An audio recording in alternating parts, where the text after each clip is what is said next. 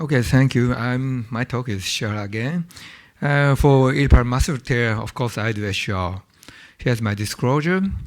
So first, I want to talk about our current indication of SR based on the severity of cuff arthropathy Hamada classification. As I told you before, from grade 1 to 4B, I do the arthroscopic supercuff reconstruction, and 4B in all patients, and 5 total shoulder plus SR or reverse. But today I show the total shoulder plus SR.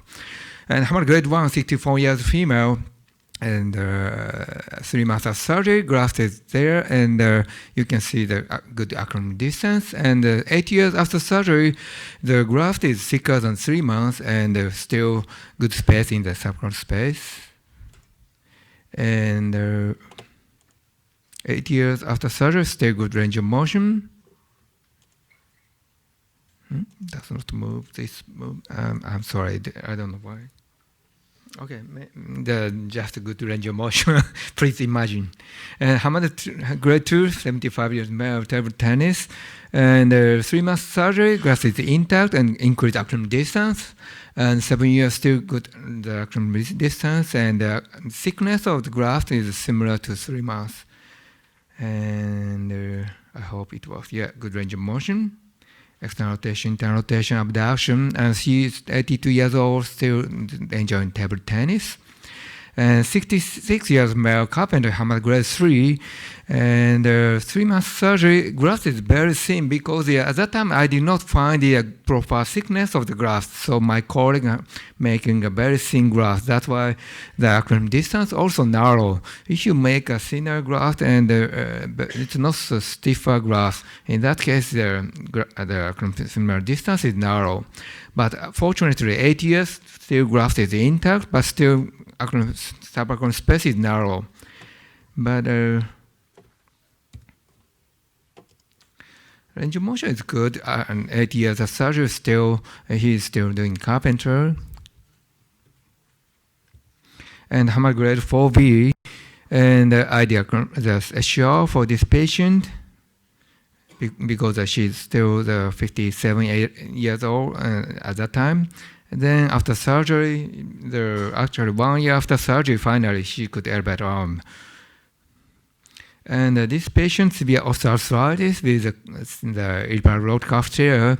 In this case, I did a total shoulder plus SR because she's old, but a good range of motion. Yeah, not only abduction, external rotation, internal rotation, everything very nice range of motion. And Hamada grade 5, this is a rheumatoid arthritis, and very painful, and active elevation only 20 degrees. And I did total shoulder plus SR for this patient. It's not completely restored, but actually the before surgery only 20 degrees, but very painful. But now she can do everything, so she is very satisfied with surgery. Actually, she is 50, so in Japan the reverse is not available. And the recent study, I want to show the two study the clinical outcome with and without subscapular tear. I will present in the SCS specialty day this year.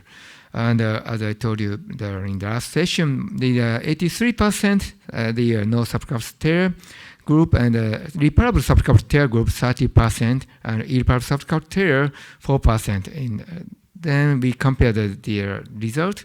SCS score, all group improved after surgery, but intact and reparable subscapular tear group, SCS score very good, 94, but irreparable subscapular tear is significantly lower than the other group, in only 77. And active elevation also, if the subscapular is not intact or reparable and the eye repair, the active elevation 155 and 157, very nice range of motion. But irreparable subscapularis tear, just leave it. I did not treat subscapularis. In that case, is a lower active elevation compared with the other group. And also the complication rate is very different. So if the subscapularis is intact, graft tear rate only 2% and infection 1%, and very good. But reparable subcapillary tear group, graft tear rate a little bit higher, 12%, and infection 0%.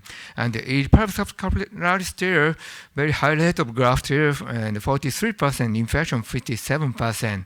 So the depends on subcapillary, the clinical outcome a little bit different in the SGO. And in summary of this study, intact subscapularis or reparable subscapularis tendon tear is the best indication for SCR in irreparable posterior superior rotator tendon tear. In the irreparable subscapularis tear, careful attention should be paid to postoperative graft tear and/or infection.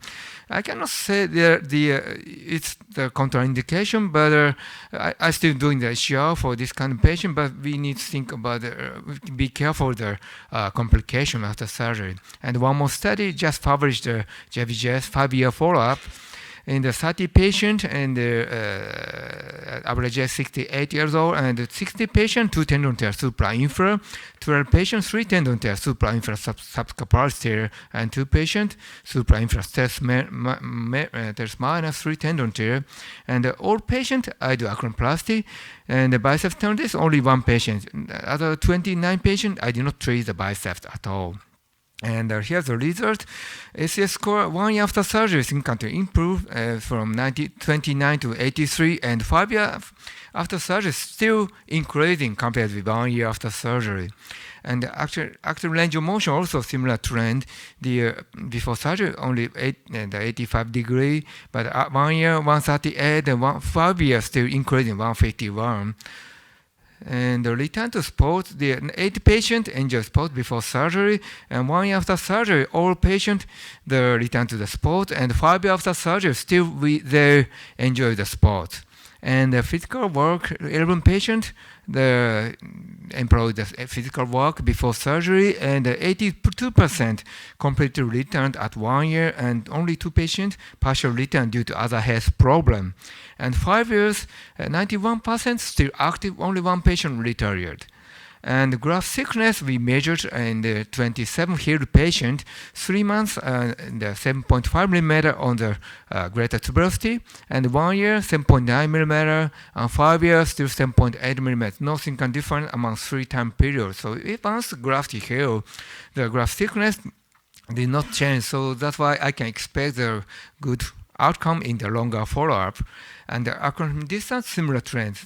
Before surgery, only 3.4 millimeter, 1 year 9.1 millimeter increase to around 6 millimeter, and 5 years still good number, 8.1 millimeter. And changing after arthropathy, if the graft is here, I did not see any patient of the osteoarthritis at 5 years after surgery, but the graft tear case, 3 cases, all cases progress osteoarthritis. So graft tears cause or progress after arthropathy by 5 years after SCR. So in summary, this study, graft healing is key to restoring shoulder function and minimizing after arthropathy after superclavicular reconstruction. And even 1 year post-operatively, further functional improvement can be expected. And finally, I want to tell why we manage with SCR, because more anatomical. This MRI shows looks like the after cuff repair, but that is after SCR. And also, this is the second look, the arthroscopic finding. The before surgery, massive tear, and just after surgery, this is the graft there. 3 years after surgery, looks like the native tendon tissue there, but actually it was massive tear and the fasciolateral graft. So 3 years after surgery, completely remodeling we could find.